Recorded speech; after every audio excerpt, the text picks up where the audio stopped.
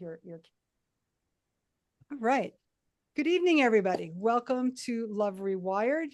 I am Claudine Chiarmonte, and we're going to get started right here, right now. And let's do this from the beginning. All right. Okay. So one of the things I like to do is we just come into where we are. So let's just connect wherever you may be. I'm just going to ask you to take 3 deep breaths with me. Right? So we're going to do 4 seconds, 6 seconds hold, and then a 7-second release. So if you can all inhale for 4 seconds, hold it, and release. Slow, gentle release. One more time, inhale through your nose for 4 seconds. Hold it for 6. And release for 7. One more time. Inhale for 4. Hold it for 6. And release for 7. Just want you to notice your body. Medicine of breath is always here. So welcome all of you here tonight. As I had said earlier, this is really about an interactive workshop so you get value. That's what I'm here for. So to make that valuable for you, sometimes it means coming on the screen, or it could mean if you're, on a phone, even coming on audio so that we can process here together. I want you to get the most out of this. This is what it's about. You chose to be here, and I thank you. So of course, I'm going to start with the question, like, great. Do you want to spend another year breaking your own heart? Like, what does she mean by that? People break their hearts in a relationship, and they break their hearts outside of a relationship. I have many clients who are in a relationship and cry themselves to sleep at night, have arguments, and they're in different bedrooms.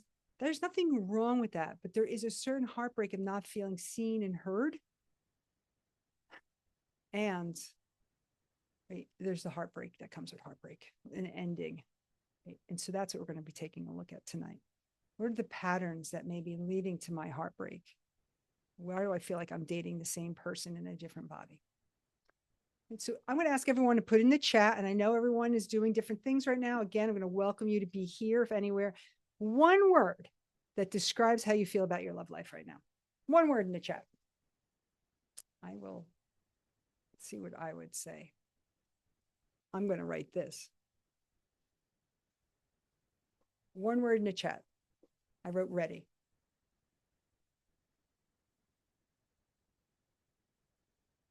Surprised, disconnected. I love surprised, Hal. That's a great word. Excited. Ooh, cursed, Vilma. Oh, I felt that in my body when you wrote that. Disappointed, Dana. Thank you. Surprised, Gabriella. Digesting the last one. Okay, so Trish is processing a little bit. That's what that tells me. All right. Let's see what that creates this evening. Right. If anyone wants to talk about anything, raise your hand or let Hal know, and we'll do that. So I'm starting with this particular fun fact because I don't think relationships, particularly heterosexual relationships, realize that as a woman gets more successful in the workplace, we are seeing linked in Forbes, this is not the only study, that their success or their effectiveness or satisfaction in their relationships actually go down. So what is that? What's happening inside relationships where women are, and their partners are having a weakened relationship because of career success? Now, I'm sure some of you probably already aware, like, I bet you can guess what's going on, why that might be happening, right? I speak about it from a point of view where women are in business all day as entrepreneurs. They may be, a C-suite, they may be a leader, manager, an executive, and they're always responsible, right? They're managing people, they're managing projects, they're making decisions all the time. And then they get home and they may still be in that mindset that I've got to manage here. I've got to manage my family. I've got to manage my partner. I've got to manage the laundry, the meals, the emotional needs. and they're really exhausted. Or their husbands or partners may be like, hey, I don't need to be managed. I'm looking to connect. I'm not here. I'm not one of your employees or colleagues. I'm your partner. Can you soften? Can you trust? Can you allow and receive? And that is one of the dilemmas we're watching as this change in, you know, career success and financial success for women and how it's impacting relationships overall. And that's part of where we're going to go, right? And this is impacting men too. They don't want to be managed.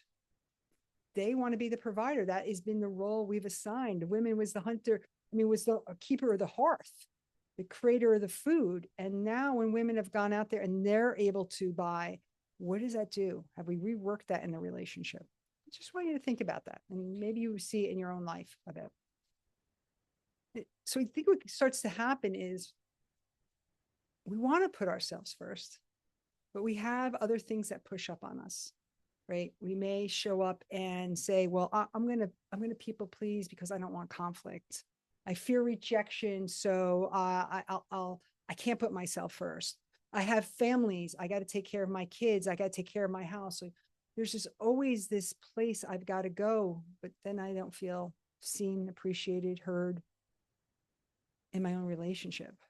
So what happens when we put ourselves first? I have many clients who come to sessions and they're successful. They're like, oh my God, I'm resentful. I'm burnt out. I haven't resourced myself enough. And that's a little piece where we want to go. And right. And if I say something, then what's going to happen? I may end up in an argument and I feel guilty for putting, myself before my family. And that's a tough dilemma for men and women right now. So that's part we're going to explore that pattern tonight. But I want to talk about the first piece, which is the problem, the patterns we have in love, and how I'm going to ask you if you could put the first poll question up. There'll be something on your screen. I'm just going to encourage everyone to take the poll, see where you land in this, right? What is the most, which one of these shows up most in your relationship? And these are patterns. They're not all of them are here. So hear me. Just pick the selection on your screen. I silence my need to keep the peace. I overfunction and resent. I attract emotionally unavailable partners. I'll tell you, that's been my pattern. It makes real sense when I know my own history. The fear of being too much when I speak up, or I really don't know. I don't know what my pattern is. I don't know how I show up in life, right? So thank everybody. Wow, some great answers here. I'm going to share them with you in a moment. We're going to close out the poll. And you might recognize like, wow, this looks familiar. A lot of people keep the peace or overfunction and resent later. They're patterns. If they're a pattern, as you know, patterns have a certain way they show up. We can break a pattern. We can alter a pattern. But first, we have to identify what our pattern is. That's the important first step. So you now have some new information. I want to say we were wired for this. We were wired for how we show up. We were wired for our connection, but we're wired for protection. What do you mean by that, Claude? Right? We know we were not born to live alone. We were born to be in connection with people. And we've also learned through life events, through trauma, through evolution, we also need to protect. Now, years ago, we'd say we were protecting from bears, right? We're not, but we still see bears. We still see attack or potential harm, and there is also real harm. So this piece also affects how our patterns are lodged for us. We're just going to take the results down. We also get a lot of confirmation from society that's like, you should do more. You should go home. We get rewarded for being such a great provider or being a great, giver. You do everything for your family. Oh my gosh, you do all the outside chores and you go to work. So men hear it, women hear it. Do we always feel seen by that? And right, this wiring and the patterns is not your fault, right? Love Rewired is really about looking at how did I get to this pattern? Part of it is our amygdala, right? We get hijacked. We have experiences in our brain that tell us danger, safety, right? We have moments where we're in logic, moments where we're in emotion, particularly the amygdala. It's in our brainstem, right over here. And when that gets activated, triggered, our trauma response, if everyone knows what I mean by that, fight, flight, freeze, or fawn, once that gets activated, we lose logic and we go into our default or we go into our pattern. So hear me. It is not your fault from trauma in our socialization, but what becomes our responsibility is how do I now deal with it? Because once I see my pattern, I'm the one responsible for it. And that's why you're here tonight, right? We've been told lies about relationships. Like I know I've heard from my family, you're going to find the one and they're going to know everything you need. I'm 58. I haven't found that person yet. I'm not that person yet. If they know you well enough, they'll know what you need. Nope. No such thing as mind reading. Anybody else have anyone else have lies about relationships that they've been told? It should always be easy. Right? Or there's the one out there. Even that is a social lie. I'm just curious if anyone wants to come and share any or put one in the chat that they've heard of. Don't go looking, they'll come to you, right? You'll attract. Now, I actually believe in some of that, but we're not sitting there in our house going, they're going to find me. They're going to find me. They're going to find me. We do have to do something, right? That's a really good one. Love should feel effortless, things like that. And the word chosen is so in our social media right now. Like, oh, if I'm chosen, I must be safe. Or it shouldn't be such hard work. Yeah. Right. I would like to think it's not hard work, but I think it's constant, though. I think there is a consistent attending to, but I agree, there's work in a relationship. There's no doubt. Like anything, our relationship with ourselves, our body, and with partnership, even our friendships, we have to maintain and nurture them. I often will also talk about safety. Like if I'm chosen, it must be safe. It must be right. Right. No, that we can't farm our safety out to somebody else. Feeling chosen is actually a beautiful, beautiful thing. I'm not going to lie about that. But none of the lies create lasting relationships and intimacy. And I think you know that. That's why we have a few people who wrote some in here tonight. They know it doesn't. But it gets us looped because we keep chasing that. There's a part in our back of our head that's like, maybe it should be easier. Maybe I should be looking for something different. There's a lie. Being single is something to be ashamed of, equal to failure. Oh, that is a lie. Ouch. Thank you for putting that one. That's a good one. I've never even thought of putting that one into my presentation. That is a massive lie. We often are single by choice too, but it is no badge of failure, nor is being in a relationship the badge of accomplishment either way. Thank you for saying that and putting that in the chat, right? But I was saying, like, the lies sometimes keep us in the chase. They keep us in the chase that, right, we've got to find the right one, the chemistry, right? But it won't work because we can't find safety in someone else if we don't feel safety here in ourselves, right? Our nervous system is going to tell us danger or not danger. We override it because most of us don't want to feel abandonment. We don't want to feel rejected. It doesn't mean that we're not getting signals, right? We're constantly getting feedback, right? So we can heal these relationship lies or the patterns, so to say. So tonight, there is going to be a method I show you, right? And the method really is about becoming the partner you're seeking. You're probably like, I've heard that before. Yeah, there's a famous quote, right? Become the beloved that you seek. And it is about that. We often go out in relationships like, I want that person to be bop, bop, bop, bop. And yeah, we may have character and values we want similar, but are we showing up in the way that we want someone else? We want someone who's communicative and open and adventurous and sexy, maybe financially responsible, mature emotionally. And are we that? Are we striving towards that? We never achieve, but we're always in progress, right? a method where expressing our needs without an apology. We don't need to fear what we utter. Safety in our connection to ourselves and security in the connection with others. And how do we trust without losing a sense of ourselves? We often hear people self-abandon in relationships. That is a pattern. And we're going to talk about those patterns tonight. And if anybody has anything they want to ask, raise your hand. Hal is here. He will assist getting you on screen. Break in.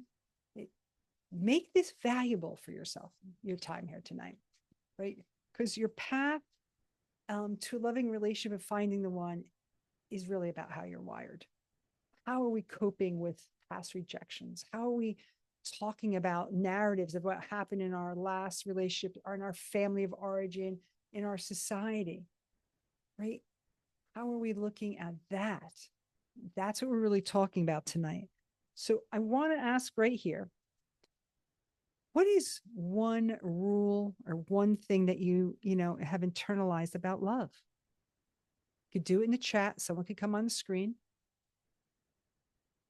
What is something you've internalized about love? Let me give you an example. I have to earn it.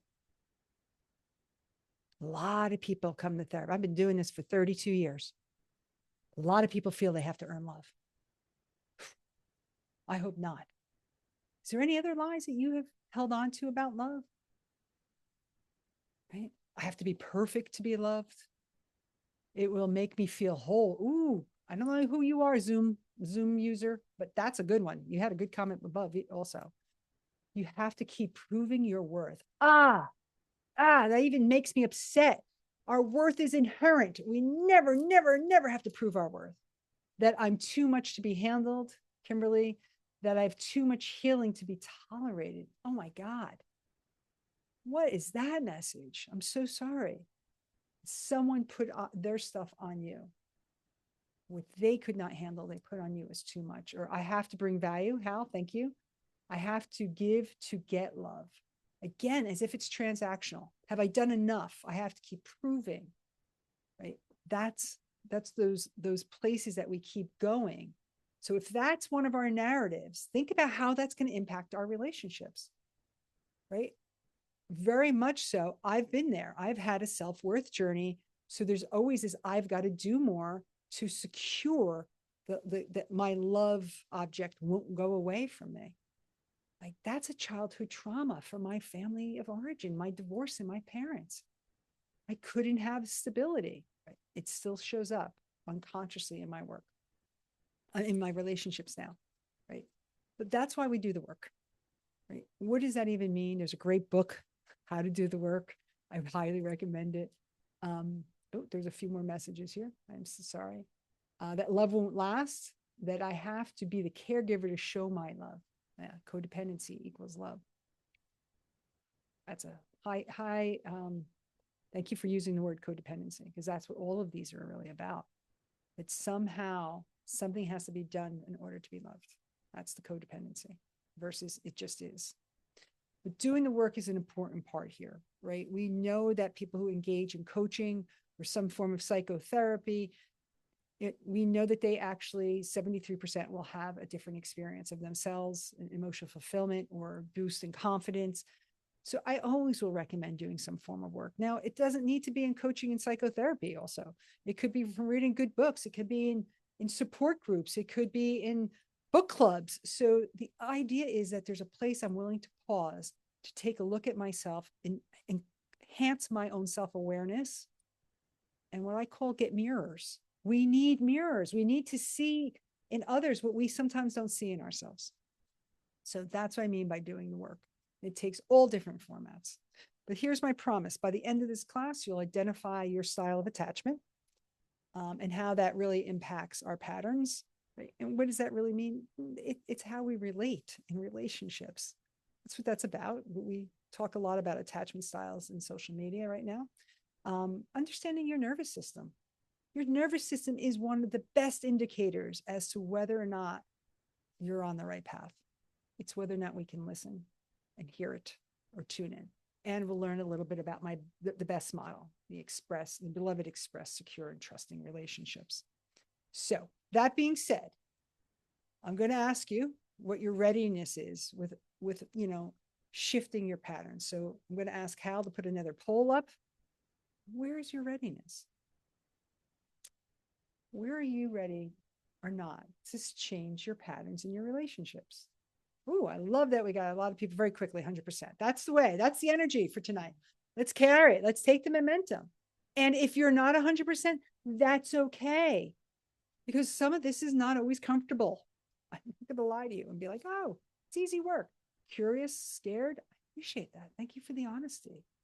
Yeah, we know this. I know my relating as a people pleaser. I don't know what it'll be like if I choose something different. Will I still be loved? Will I still get my needs met? I really question whether or not my people pleasing actually got my needs met, because I would say back to codependency. It did not. So we have some numbers here, share the results, right? So we have 8 people who are like 100%. Let's go with that. Let's ride that out. I love it. So here's the promise I make. I will show you how to rewire your nervous system in this class tonight. And then you get to carry this forward. And if you want to continue to work together, you'll also know how to do that. But this is my promise to you. I won't have you sit here for an hour of your life without learning how to do something that's a tool for you post this class. I do want to just take a moment to introduce who I am. My name is Claudine Chiarmonte. I have been a therapist for it's going to be 32 years this coming year. And I have been a relationship coach for the last 10 years. And I am recently this year a retreat owner. And I love facilitating workshops in person or online. It's just one of the things I've enjoyed doing. I think it's wonderful to be in community. So that's what I will say. So I'm going to show you 2 pictures.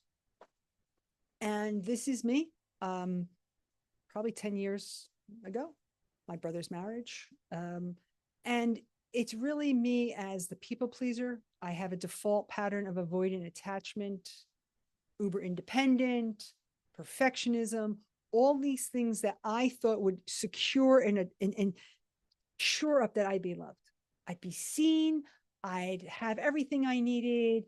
And it didn't work, right? Because codependency does not work.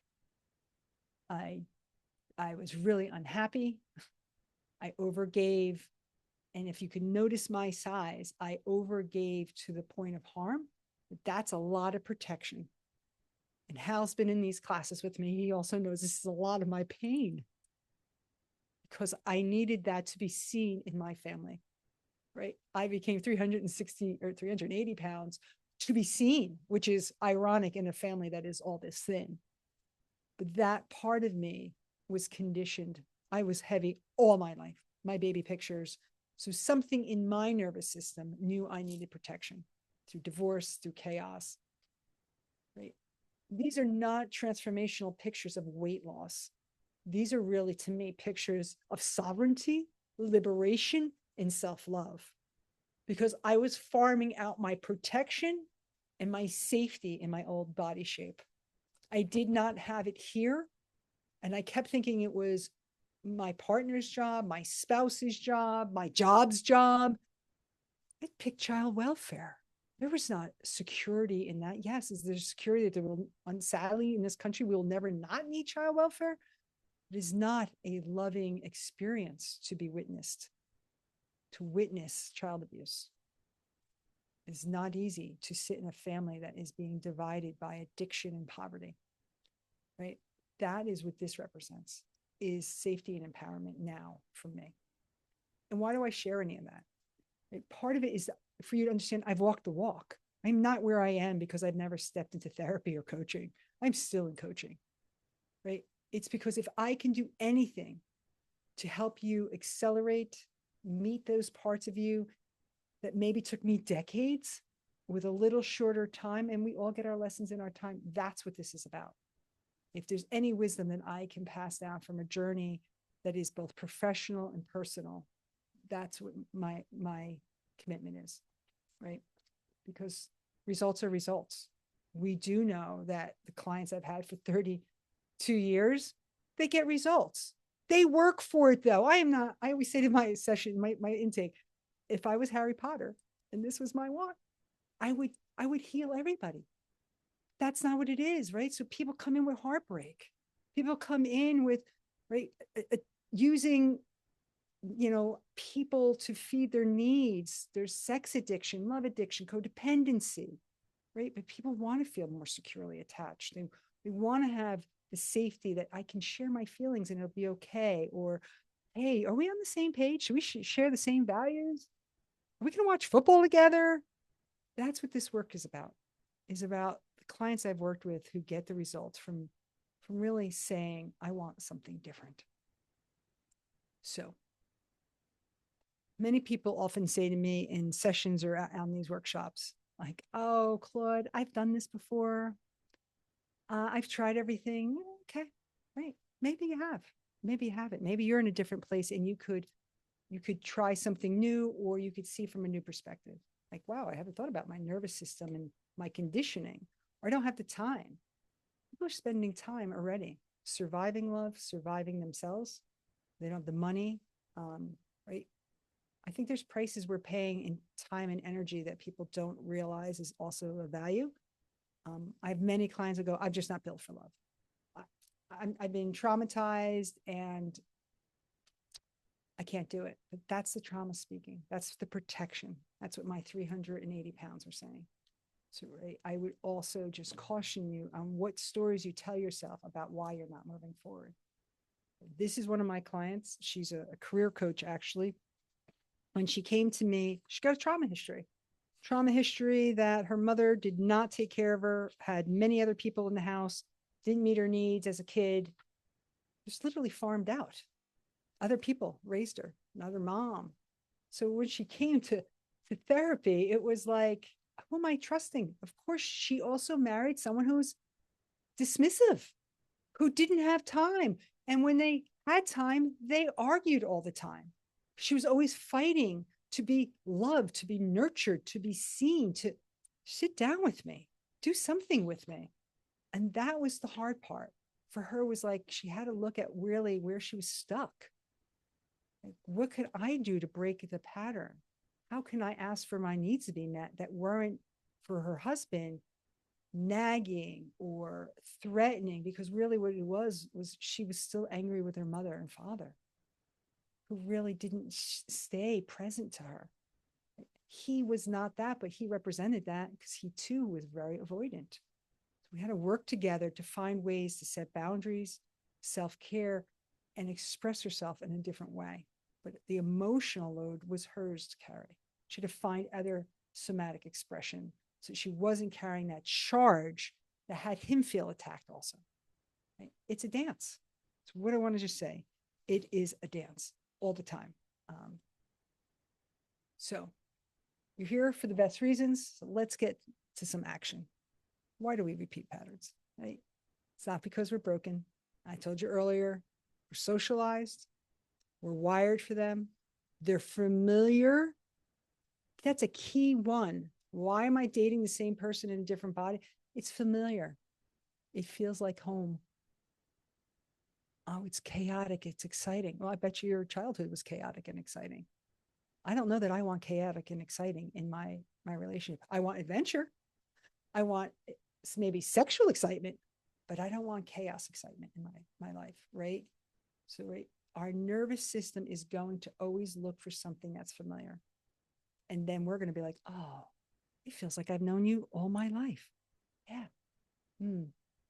Let us really check in with that, right? Because we're having butterflies, is that love? Or is that our nervous system going, whoa, slow down. Let's take a look at this. It feels great though, because maybe this time I can get the love I didn't get. This time it'll be different. But are we really talking as an adult, or are we talking to our inner child? Our inner child wants to still get the love they didn't get. So as we start the activities and the method, I just want to check where you all are. I've been talking for a while. Are we in? Can everyone type, I'm in? I'm in. Want to bring it back? Because now is going to be your turn to start to do some of the work. All right. Thank you. All right. Everyone's here. I appreciate your back. Thank you, Hector. You're managing a lot there. Right. This is the best method. This is one of the methods I do use is, right, how do we go from lonely to beloved? What is that even about? It's right. The idea that we don't realize we're inherently worthy, that we are the beloved. We don't need to perform. We don't need to do. We just are. We don't need to please. We're never too much. We're never not enough.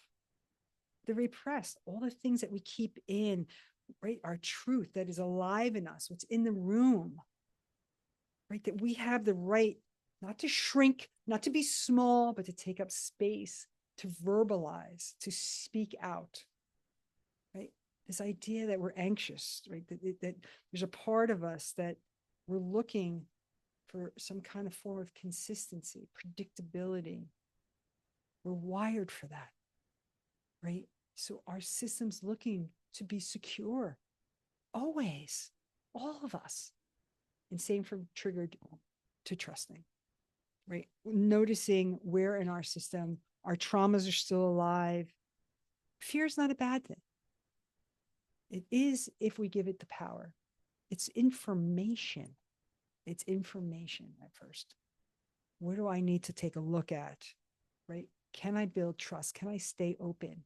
Do I need to build trust with myself or somebody else? So we're going to go through this. The relationship of all these are, right, we're moving in and out all the time, but really help my clients work on the beloved, express, secure, and trusting. That's the best method. So I'm going to ask you in the chat, or no, actually, Hal, you bring it up. It's poll 3. Sorry, I didn't even notice that. So before we start some of the exercises, I just want to get a sense of any of these words that I've used tonight, beloved, express, secure, trusting, what seems the least accessible to you right now as you sit in your kitchen, your car, your all the above, wherever you may be? Which ones may you feel like, I don't know if I can feel the belovedness, that I'm worthy, that I can express myself without fear of consequence?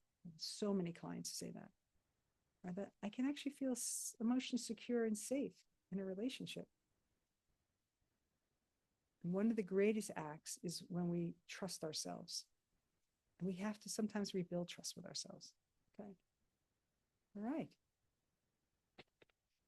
There's anyone else who wants to? Okay. We got some good answers. I love that we got a lot of all the above. I'm sharing the results with you right now. You'll see good amount of people, all the above. None of that feels accessible to me. So then let's start having someone feel accessible to you right now. All right. We're going to do some of the exercises that really just demonstrate this. So I'm going to just ask for, say for many of us, I've used words like want to be seen. So there's people who really do experience moving to the world feeling unseen, something unchosen, untouched, aching with some loneliness. Right? That actually even happens, like I said earlier, in marriages, in relationships, people come and they still like, I feel really lonely. Right? But loneliness isn't always a lack of connection to others. It's like sometimes it's a disconnection from the part of us that wants to be met, the inner part that wants to truly be seen and held. Yeah, Vilma, I want to be understood, appreciated, and acknowledged. Yeah. We all have that core place within us, right? So knowing that that's there, I want to take a moment to guide you through just a little exercise. So I'm going to say, if you're in the car, please don't close your eyes. If you're comfortable, wherever you are, you might just want to take a moment, right? And let me just guide you into something. I'm going to guide you into a moment where you don't have to earn love. You don't have to fix yourself. Where there's just a part of you that wants to be held. So maybe close your eyes. If you want to put one hand on your heart, one hand on your belly, below your belly button. Just notice your breathing. Nothing needs to change. Just be here with yourself. I want you to bring to mind a younger version of yourself. Maybe a 5-year-old. For me, it's always my 7-year-old. Some age where you remember feeling tender, maybe left out, maybe unseen. Just picture yourself for a moment, standing in front of this younger part of you. Just look. Look at him, look at her. Look at their face. Look at their eyes. Feeling left out and unseen. What do you see in their eyes? What's their posture? What's their facial expression? Can you feel hope? Now, I encourage you to put your hands, I know we're imagining all this, put your hands gently on the shoulders of this younger part of you. You're standing across from that part of you. Just look into their eyes. You could say this right now, silently or loud. I see you, my beloved. I'm never leaving you. I see you, my beloved. I'm never leaving you. What do you need? I see you, my beloved. I will never leave you.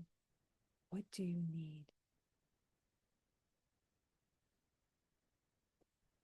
Just breathe that in.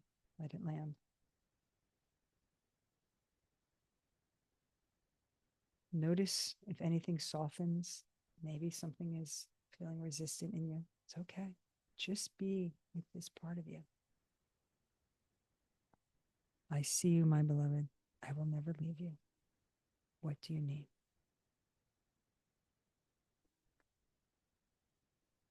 I'm going to ask us all to take a breath together. I'm just going to say, as you look one last time, just say to this part of you, you belong with me. You belong.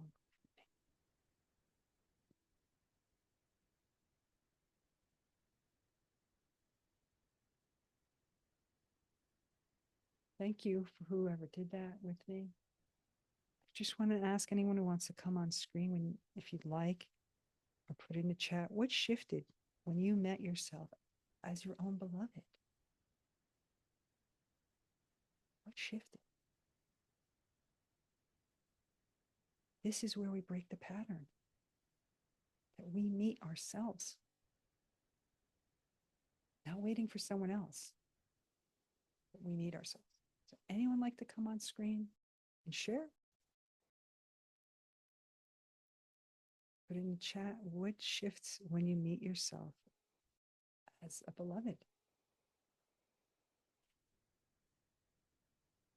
Do you notice any softening in your body? Compassion.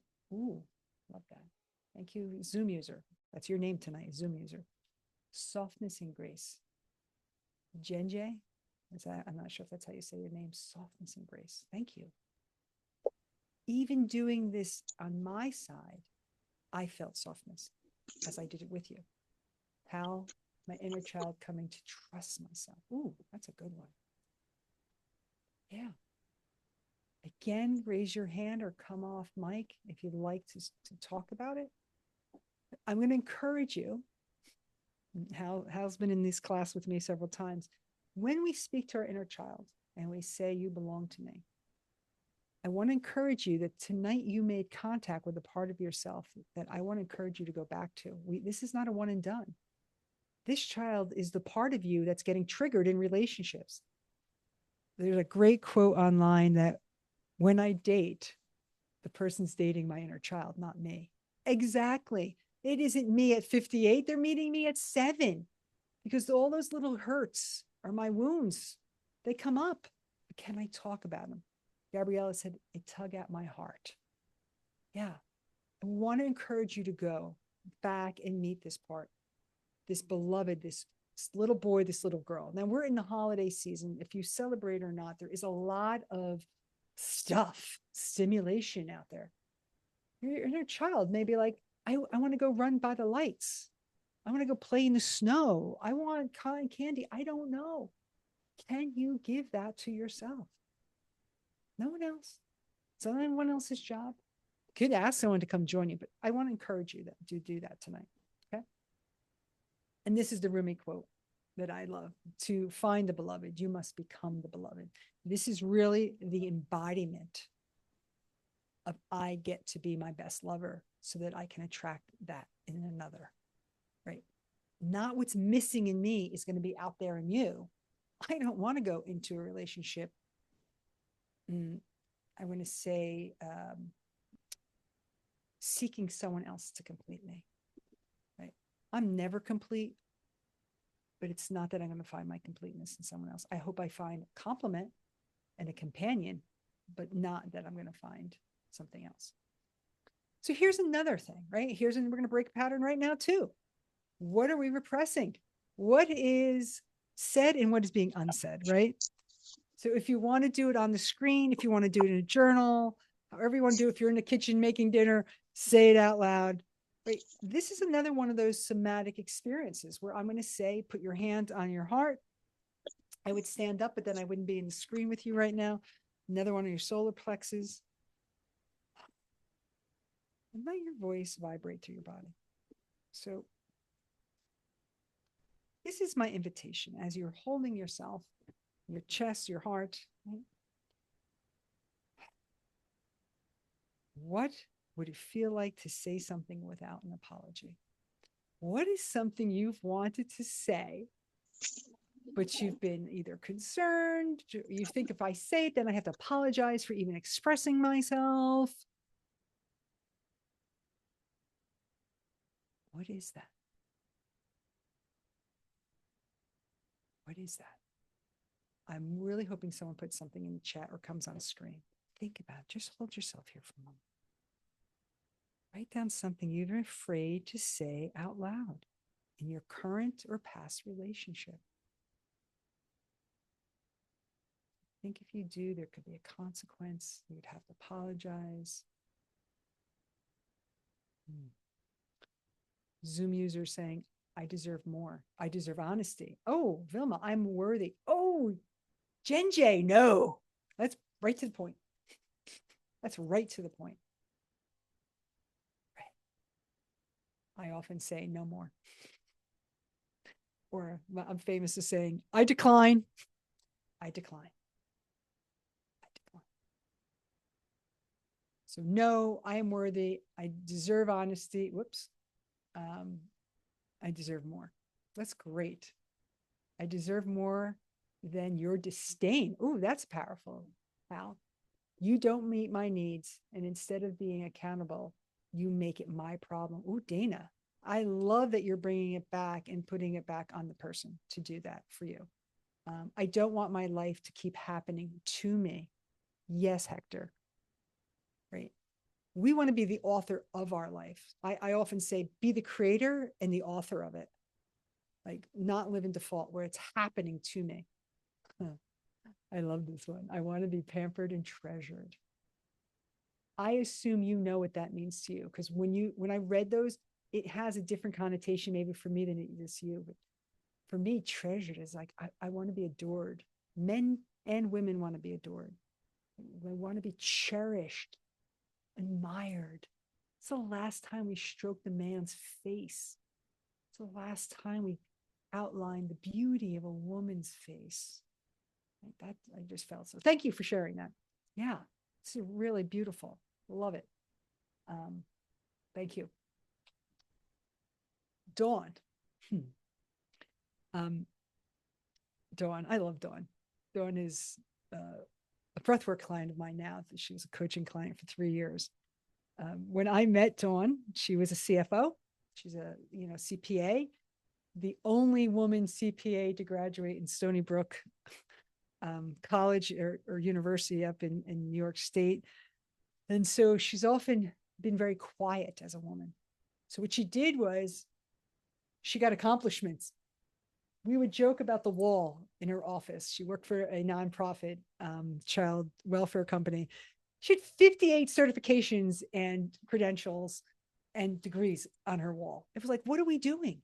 Right. But she needed that. It validated her worth. It validated her belonging. I deserve a seat at this table because look at all those rewards I have. Right.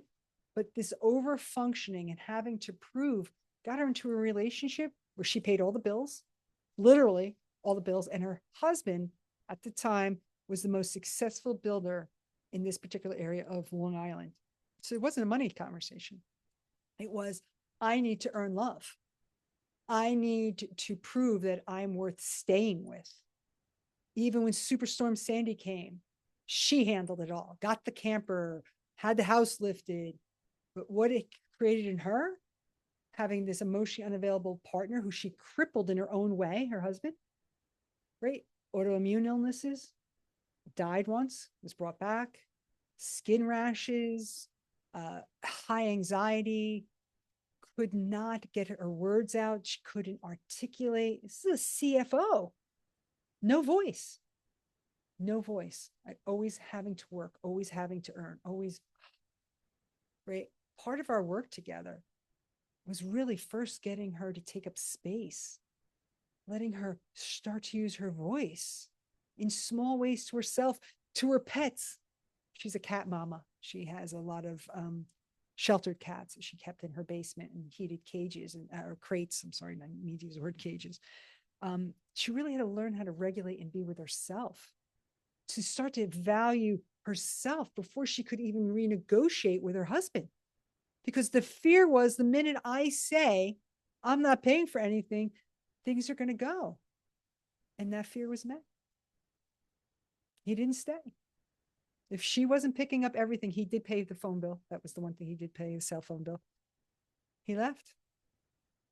The woman now has followed her real passion. She is an extraordinary, accomplished photographer. She has left the world of CPA and CFO to go back to a point in her life when she either had to do the right thing or the thing that was in her heart. And the thing in her heart was always being in the arts, and particularly being a photographer. But that self-discovery had to come first for her, owning herself and her voice and learning to ground herself. She is in a really wonderful relationship now with another businessman of the community in North Carolina, where she lives. Extraordinary woman. And I'm still honored to be in touch and be in community with her. That's the thing, right? People think like, oh, I have my voice. Really? Are we all really saying what our needs are? So I want to do one more pattern breaking activity with you. But let's start by talking about it first. I'm going to do it in a little opposite than I did the last time. Do people know what I mean by attachment styles? How I'm going to ask you to put the link up, the quiz link here, right? I feel like in social media, we talk about these as like death sentences. Oh my God, you're an avoidant. That's my default. I'm very secure. Under stress, under perceived threat or trigger from my childhood wounds, I am going to flip more into an avoidant attachment style. I had very emotionally unavailable parents. There was divorce, there was chaos, there was remarriage. My mother was doing the best she could, but she was keeping the food on the table for 7 children. She did the best she could. That's all I could say. A lot of forgiveness and love there now. But as a kid, that lack of having someone to count on meant I had to earn love. How did I get attention? I was the youngest of 7. How did I get my needs met? I got large and I got very, very cooperative. I am a good daughter, by the way, really loyal. I did everything. I predicted her needs, right? We often see attachment on a spectrum. Everyone has secure. We do have anxious, avoidant, and disorganized, right? So the anxious attachment is the one who had inconsistent caregivers. They were often frightened by their caregivers. It wasn't predictable. The fear of abandonment is huge. So there's this anxiety. You're there. I love you. Meet my needs. It's a certain way. Again, it's not a death sentence. It's a style of how connection has been in their nervous system and in their heart emotionally. Avoidant, again, the emotionally unavailable. Fear of rejection is really high here. Earning love. We see a lot of people pleasers in that category. And disorganized is a combination of both, right? Where there was unsafety, there was frightenedness, there was unavailability. So it's very chaotic for someone. They don't understand the signals of being in a relationship, or they show up as very unorganized and chaotic. Need you one moment, don't need you the next moment. So I would encourage people if you don't know your style of relationship pattern, to take the quiz and get the results that come with that. Right. So I want to go back and just anchor us into something. Understanding there's an anxious style and then there's anxiousness, right? But there is something unsettled, something our system can't really hold on to. So I want to encourage everyone, if you can do this again, if you're driving, don't do it, please. But if you're home, really want to encourage you to sit down and put your feet firmly on the floor. Particularly prefer if our hands are on our thighs. Okay. I'm going to do some inhales again, like we did. We started this. We're going to do the just simple 4 seconds in, hold for 4 seconds, and 6 seconds out. And do this, right? Inhale for 4, hold for 4, exhale for 4. One more time. We inhale through our nose for 4, hold for 4, exhale for 4.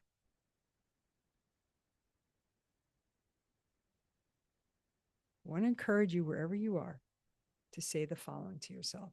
You need to say it silently. I am safe in my body. I can stay with myself. Safe in my body. I can stay here with myself. I am safe in my body. I can stay here with myself.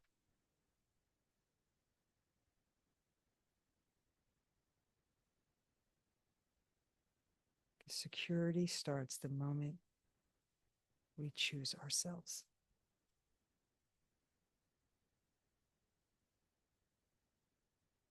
Security and safety are inside jobs.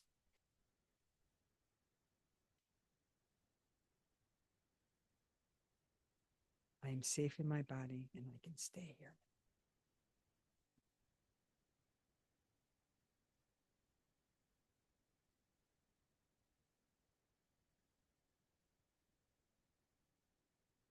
Is there any space inside of you that feels more open or safe right now? Maybe your chest, your eyes feel more relaxed. Someone put them before, they felt a little bit more grace. Just curious. When you give yourself reassurance, what do you notice?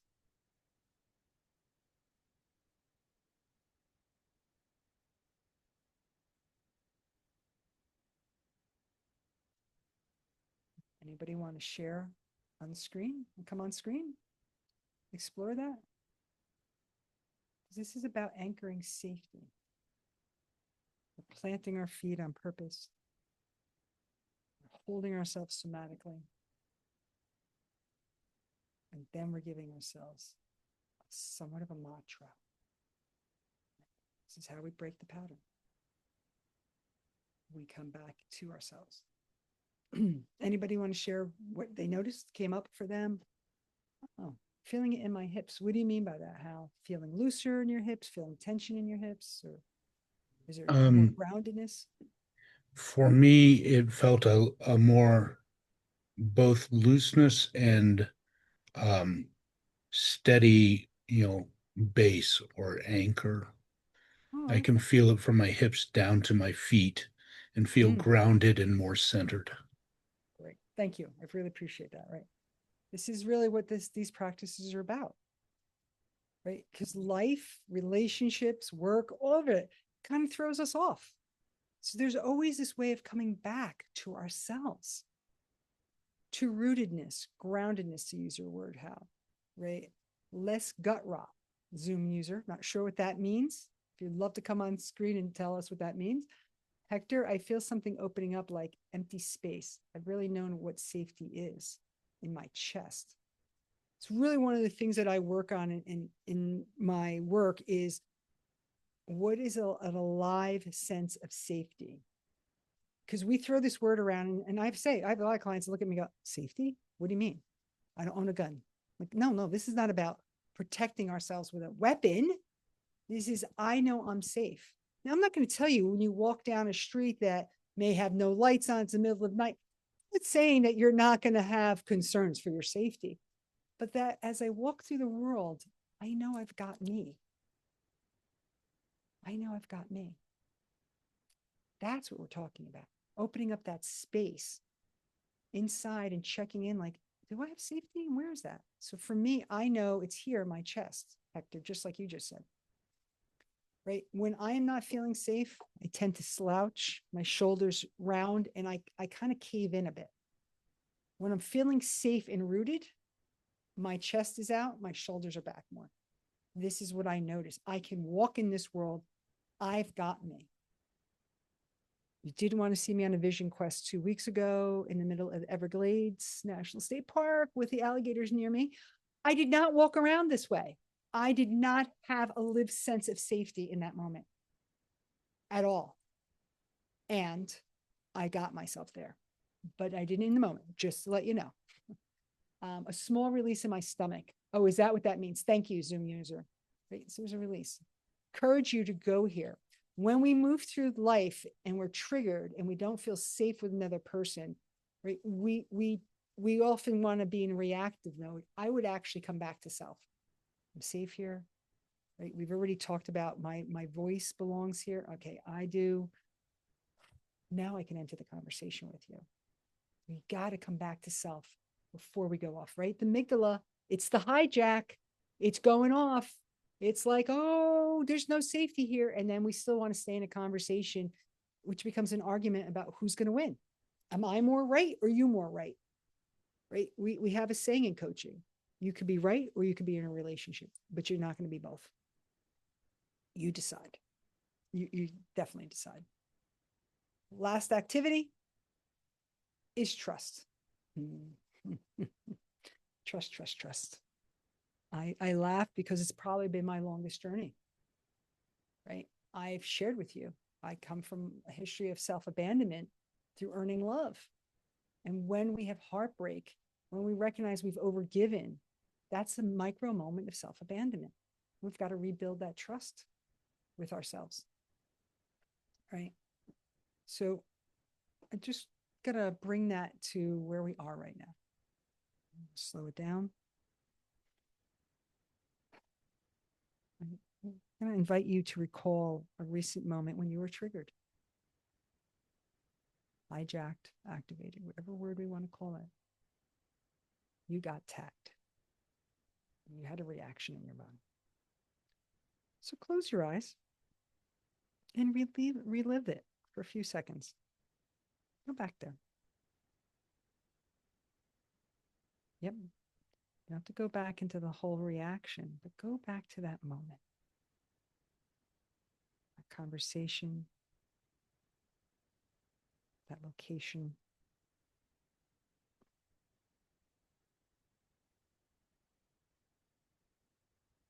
While your eyes are closed, I want to ask it, what was I trying to protect in that moment? What was I trying to protect in that moment?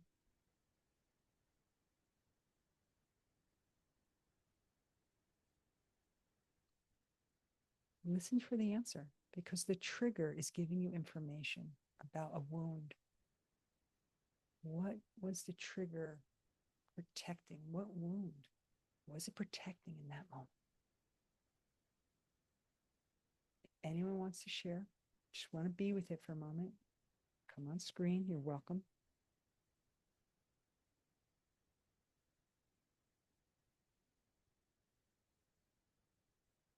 I was triggered recently when I learned that someone spoke about me behind my back. It really was triggering for me. It's like, why?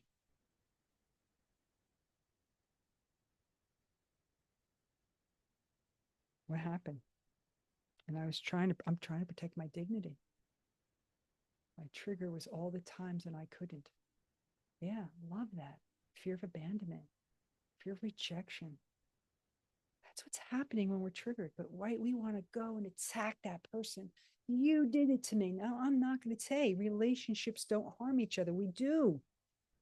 Often the charge of what's happening now is from an event in our past.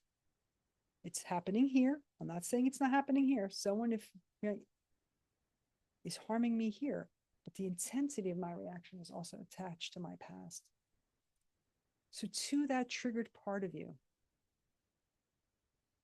I really would like to encourage you to say, thank you for telling me you're not alone anymore.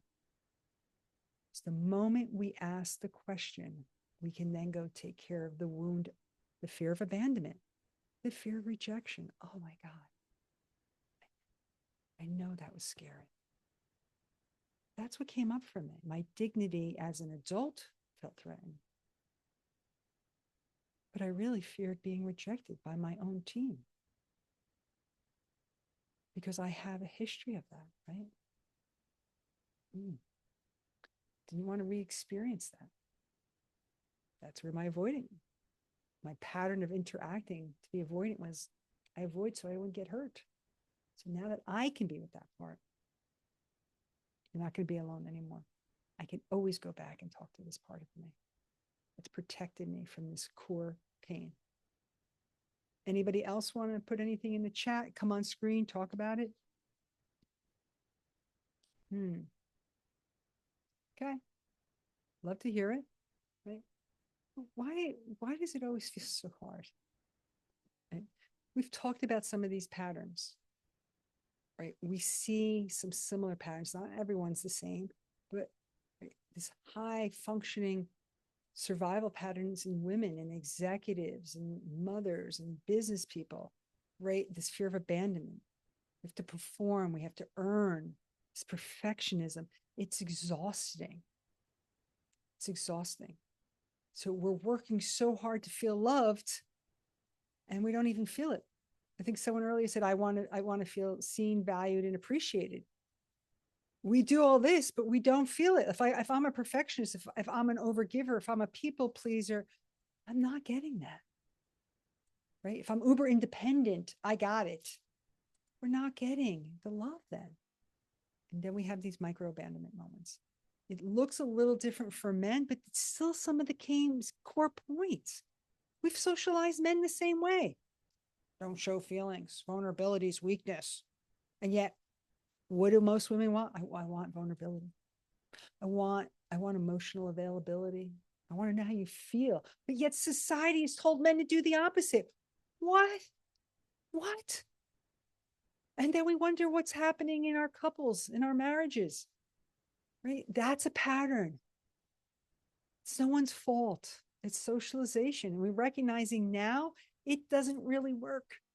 We've got to open up. We've got to be intimate. We take risks to love, to be vulnerable. And we get to cherish, adore, honor each other and ourselves. That's what makes this so hard, right? So when I think of the future for any of us, including myself, it really is, I want a juicy relationship. I'm in between right now. I'm in the dating scene at this particular time later in my life. It's so interesting to recognize all I've learned from my marriage, from my dating, from my professional life. Like, how is this? How are we doing at this? Right? I have some clients who come to sessions and they're literally doing a checklist in their dates. Yep, Claudine, I asked them this and then this. I'm like, oh, wait. This is not an interview. I want to meet someone with curiosity. I want to know how they love themselves. How do you resolve conflicts? What do you do for joy? Right? I want to know your values. Right? It is possible to have a relationship that does not require self-abandonment, that you can come home to yourself, that it can be erotically juicy, it can be romantic. And I get to have that in myself so I can create it here with somebody else. And we know it works. I've lived many good relationships that way. So I really would like to say, right, what's possible, right? This is what's possible when you don't abandon yourself. So is anybody here about stopping performing for love and ready to receive it? If you are, I'd ask you to put a yes in the chat. This is one of the ways that I know how to do it. So if you're a yes, Hector, I hear you. Thank you, Hector. Right. Hal, thank you, Hal, Dana, Gabriella, Zoom user. I'm here to say this is one of the mechanisms I do it. I do it through individual coaching. I do it through individual psychotherapy. I do it through groups. Tonight, you had an experience of 4 different ways of coming in, breaking a pattern with yourself. What it does, though, is it's over time. Right? Anything one and done is not that. I say this to my clients all the time. Do you brush your teeth once and go, I'm good? Good. Rest of my life, I'm good. No, we're practicing. We're practicing it with ourselves. We're practicing it with people. I do think doing groups is probably one of the best ways that we can do it, which is in community. I love doing one-on-one. I will tell you, it's a really enriching experience to do community work. To be here tonight, I would have loved to have more of you come on screen and really want to work through some of these things together. And that's fine that you didn't choose that. And when we go into an experience like Alchemy of Love, it is where we're going to create safety in the community, but in here.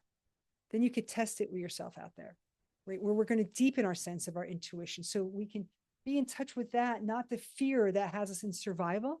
I want people to be in their thriving mode, where they are feeling seen, chosen, appreciated, and valued. It's one of my affirmations that we get to express our needs, not go, oh, they should know them. They should know them. They should mind read. No, we want to have intimacy. We want to have erotic, juicy love making. We want to know there's safety here, not anxiety. Receiving from wholeness, not from brokenness. None of us are broken. Many of us think we are. So if that is something that you would consider, I'm going to tell you, it's a 12-week. I'm running it in January. It's a 12-week program. We do live coaching. It is a hot seat experience. I don't mean that in a way that anyone's put on it, but it is a chance to work the somatic practices, the emotional practices, the neuroscience that we're talking about. We've got to rewire the brain. We were used to this, familiar. I go to familiar. I call it the right-hand turn. Some of the things that we did tonight was this. I asked you to make a left-hand turn. Talk to your inner child. What? Some of you may have never done that before. But if we want to have a new experience, we have to create new neural pathways. That's what this is about. It's over time, with community, with a buddy, where we have the tools, right? I give you additional services on top of it. Meet with me privately before and after. I give you an assessment so you can understand, where am I sabotaging myself? If you even just want that, the positive intelligence saboteur assessment, write me. I'll put something in the chat that they can even reach out to me. I'll give you the free assessment. Learn where you're getting in your own way from survival, from patterns and conditioning. It's not your bad and wrong. We all have them. And we all have a higher self, a self that knows better, that's wiser, maybe older, that goes, oh my gosh, no, that's not a good move, but we still do it. We want people to stay in there, right? Get a sense of their future possibility. Talk to that higher self. Let that be there, right? You'll get my course on communication and foreplay, right? I'm a believer that, foreplay starts at the last orgasm. There is this place we get to nurture our wholeness. And if you're ever in South Carolina, I do want to throw in a free breathwork session. I am a breathworker.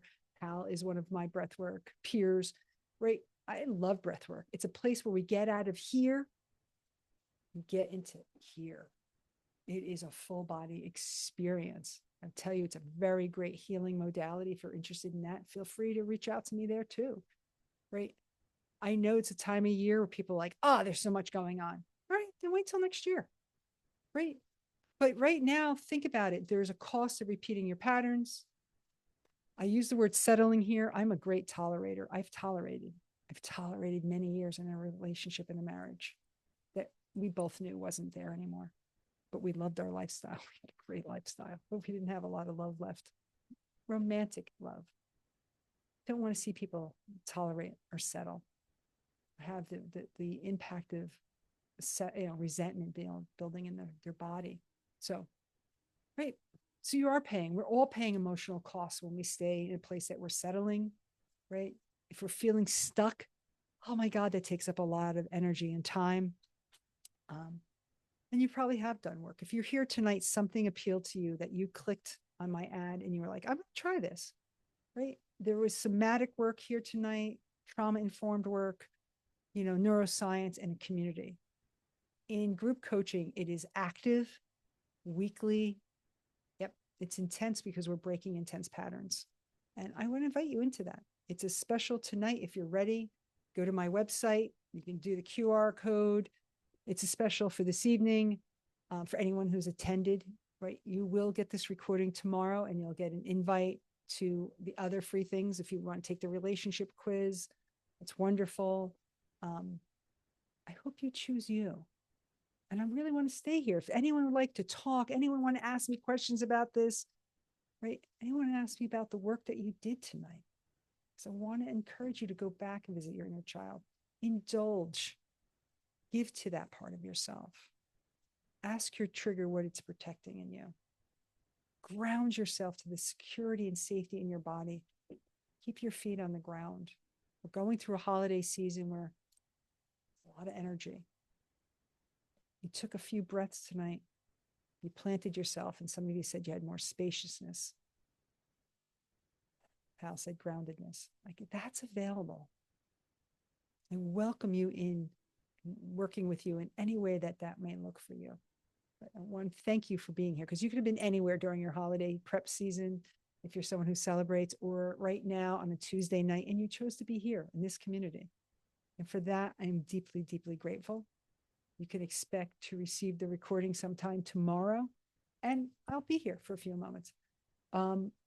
Jen and Jay said, what if it's hard to find your inner child?